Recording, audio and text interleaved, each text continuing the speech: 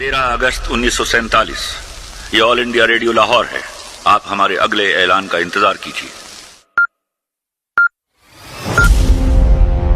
14 अगस्त 1947 ये रेडियो पाकिस्तान लाहौर है।